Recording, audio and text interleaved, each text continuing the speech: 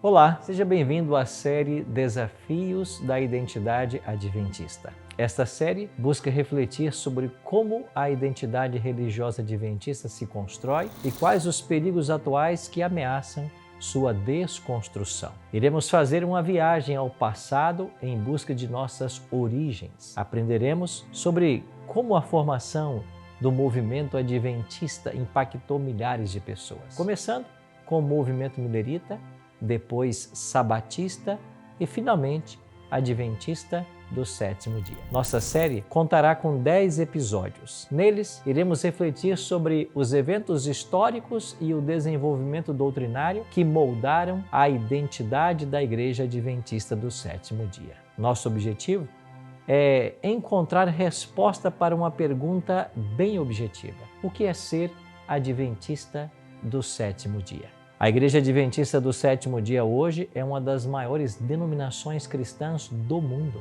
aproximando-se em 2024 de cerca de 22 milhões de membros espalhados em mais de 230 países. Atualmente, o Brasil é o maior país em número de adventistas do mundo. E depois de um século e meio de organização, os adventistas chegaram a um ponto crucial em sua história. Estudos sociológicos da religião têm demonstrado que os movimentos religiosos seguem um processo de desenvolvimento semelhante ao das pessoas. Ou seja, nascem, passam da infância para a adolescência, que por sua vez dá lugar à vida adulta e, por fim, enfrenta os dilemas da idade avançada. Normalmente, no segundo século de sua existência, o movimento religioso atinge a fase chamada institucionalismo.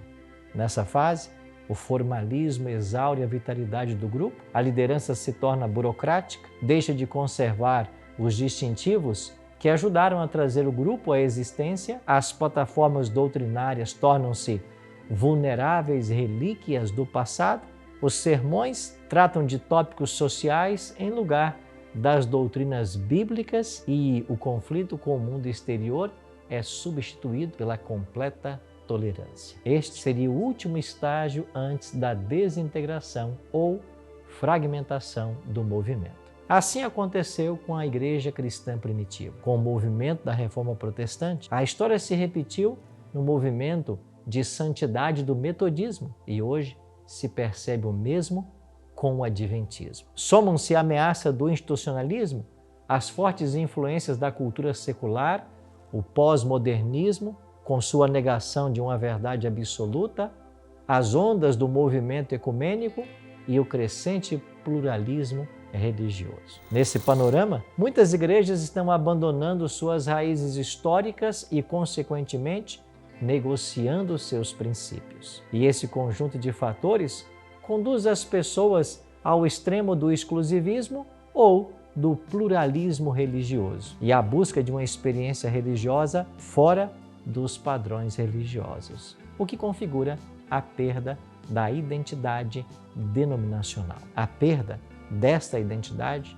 tem sido motivo de grande preocupação hoje. Alguns veem nessa perda o motivo do arrefecimento missionário e a evasão de membros. Os adventistas do sétimo dia não estão imunes a isso. Essa realidade tem enfraquecido totalmente o senso de identidade remanescente que permeava o pensamento dos fundadores do adventismo nos adventistas atuais e compromete decisivamente no cumprimento da sua missão. Missão esta que é a própria razão de sua existência. Assim, no desejo de contribuir para a manutenção ou resgate da identidade adventista, surge essa série, Desafios da Identidade Adventista.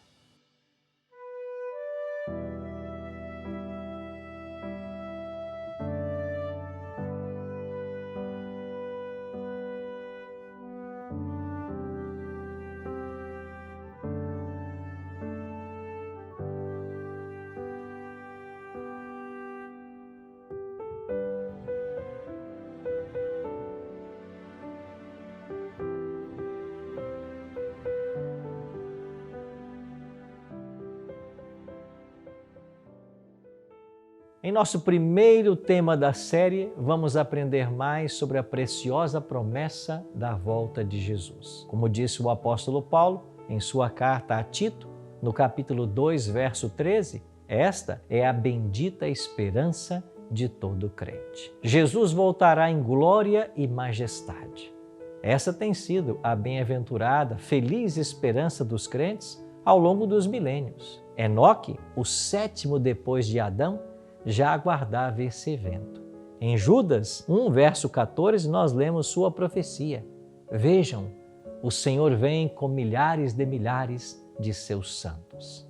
Jó, o primeiro livro da Bíblia a ser escrito, registra as palavras, porque eu sei que o meu Redentor vive e, por fim, se levantará da terra. Servos de Deus como Abraão, Davi, Isaías, Abacuque, nutriam a mesma esperança. De fato, a segunda vinda de Cristo é o clímax do Evangelho e do plano da salvação.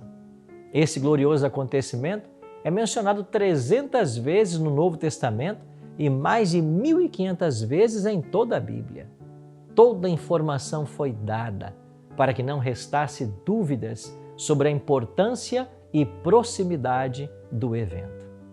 Quem sabe, um dos textos mais conhecidos hoje seja o do Evangelho de João, no capítulo 14, nos versos 1 a 3, aonde nós lemos: Não se turbe o vosso coração. Credes em Deus, crede também em mim. Na casa de meu Pai há muitas moradas. Se assim não fora, eu vou-lo teria dito. Pois vou preparar-vos lugar. E quando eu for e vos preparar lugar, voltarei e vos receberei para mim mesmo, para que onde eu estou, estejais vós também. 2000 anos se passaram desde a ascensão de Cristo, mas a promessa da sua volta continua no coração dos seus filhos fiéis. No início do século XIX, ela foi considerada com muito mais atenção, pois eventos extraordinários estavam agora acontecendo. 4 eventos mencionados na abertura do 6º selo, descritos em Apocalipse capítulo 6, estavam tendo seu cumprimento. O vidente de Patmos assim escreveu: Observei quando ele abriu o 6º selo. Houve um grande terremoto. O sol ficou escuro como tecido de crina negra. Toda a lua tornou-se vermelha como sangue, e as estrelas do céu caíram sobre a terra como figos verdes caem da figueira quando sacudidos por vento forte. Primeiro, houve o grande terremoto de Lisboa, no dia 1º de novembro de 1755. Depois, na data de 19 de maio de 1780, o sol escureceu ainda na manhã e naquela noite a lua surgiu no céu vermelha como sangue. Em 15 de fevereiro de 1798, houve a prisão do Papa Pio VI e o mundo perguntou o que estava acontecendo. A prisão do grande líder religioso, chefe de um poder que já dominava por mais de 1.200 anos. E em 13 de novembro de 1833, ocorreu a famosa chuva de estrelas na costa leste dos Estados Unidos. Algo grandioso estava para acontecer e nesse cenário surge Guilherme Miller. Nascido em lar cristão, Miller desde pequeno havia sido educado na Igreja Batista, mas nos primeiros anos do século XIX ele aceitou a filosofia do deísmo e a partir de então ele começou a crer como eles criam. Mas algo estava para mudar. Várias pessoas começaram o estudo da Palavra de Deus e houve um despertamento, um grande interesse pelo tema da volta de Jesus. Guilherme Miller conseguiu reacender a chama da verdade de que Jesus voltaria a esta terra antes do período de 1000 anos de paz, descrito em Apocalipse 20.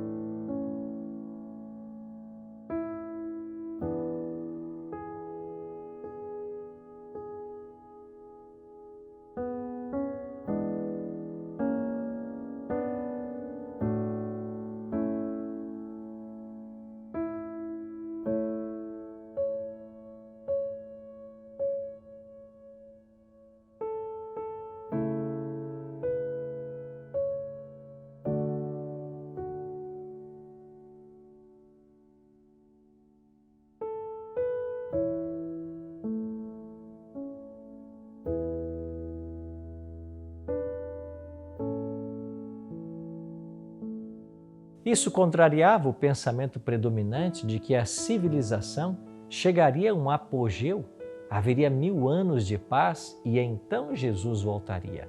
Ou seja, um milênio de paz ocorreria antes da volta de Jesus. As profecias de Daniel, relacionadas a períodos de tempo desde a Idade de Ouro de Babilônia até o Quarto Império, Roma, com sua queda, no ano 476 da nossa era, era tido por todos com muita claridade.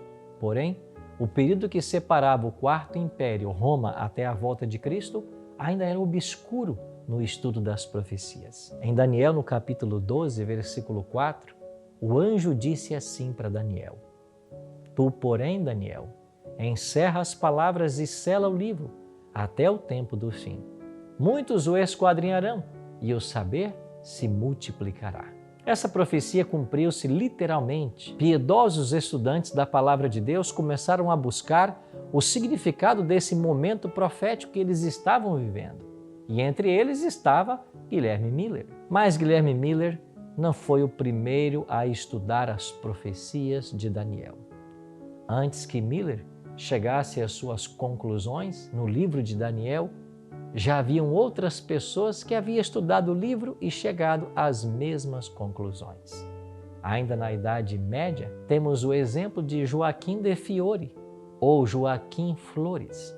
Martim Lutero, no período da Reforma do século XVI, um indivíduo que se destacou realmente no estudo das profecias foi Sir Isaac Newton. Ele escreveu mais sobre religião e profecia do que sobre ciência. E em sua obra, Observações sobre as Profecias de Daniel e do Apocalipse de João, publicada em 1733, Newton já falava da breve volta de Jesus. O nome Adventistas deriva da crença do breve retorno de Jesus. Crer na segunda vinda de Cristo literal, visível e pessoal é muito importante, porque é um ensino fundamentado na Palavra de Deus. Crer na breve volta de Jesus também representa uma grande bênção. O mundo está cheio de problemas. A morte leva nossos entes queridos e nos separam deles.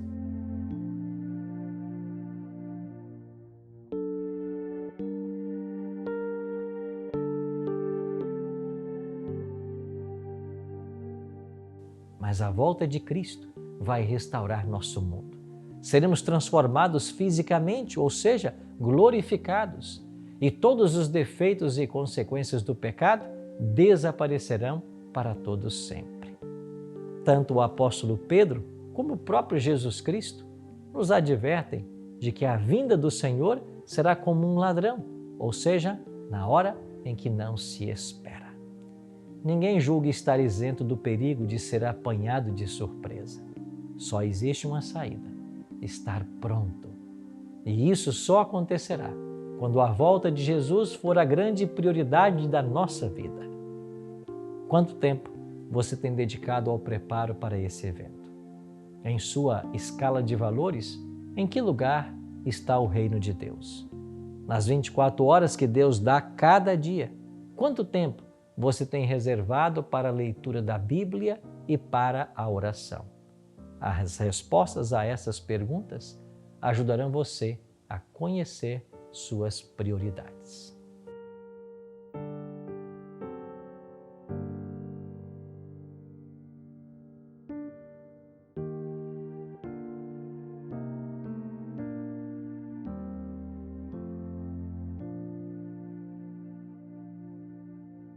A data de 1844 é muito importante na história do Adventismo.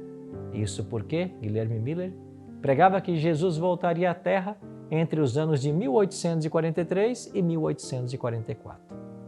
Mas como ele chegou a essa conclusão? É o que veremos em nosso próximo encontro, no segundo episódio da nossa série. Até lá!